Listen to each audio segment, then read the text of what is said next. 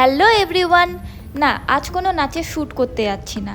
আজ আমি যেখানে যাচ্ছি সেখানের নাম হয়তো অনেকেই শুনেছো, অনেকে ভিডিওতেও দেখেছো। তো আজ আমি যাচ্ছি বর্ধমানের কৃষ্ণকালী মন্দির।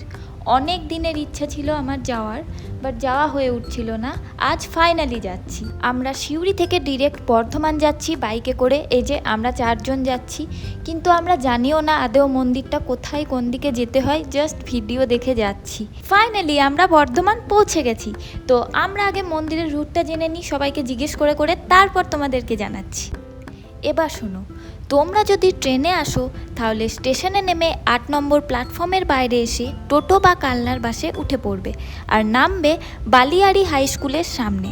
তার ঠিক বিপরীতেই কৃষ্ণকালী মায়ের নতুন মন্দির। এছাড়াও বর্ধমানের হ্যাচারি রোড, নন্দনকানন, জয়ামুড়ি কারখানার পাশে। এই ঠিকানাটি বললেও তোমরা নিমেষেই পৌঁছে যেতে পারবে কৃষ্ণকালী মায়ের মন্দিরে। ঠিকানা তো জানা হলো, এবার চলো ভেতরে ঢোকা যাক। আহা, কি যে শান্তি! এতদিন ভিডিওতে দেখছিলাম, এখন সামনে থেকে কি যে ভালো লাগছে। আমি তো ভিতরে গিয়ে অবাক, কারণ এত কম ভিড়।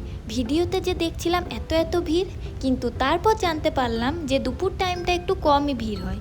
আর তোমরা যদি আসতে চাও তাহলে দুপুর দিকেই আসবে, তাহলে সব হবে ভালোভাবে। পুজোও দেওয়া হবে, মাকে দর্শনও হবে, মাথায় ত্রিশূলও ঠেকিয়ে দেবে। আর হ্যাঁ, সোমবার কৃষ্ণকালী মায়ের মন্দির বন্ধ থাকে, ভুলেও কেউ সোমবার চলে এসো না। বাকি সব দিনই খোলা থাকে বিকেল অবধি। এমন পারিস, তুই যা পারিস, তুই আমাকে 2-4টে ফুল আমার চরণে দিস, তাতেই খুশি। সেই থেকে আমার সেই নিয়ম।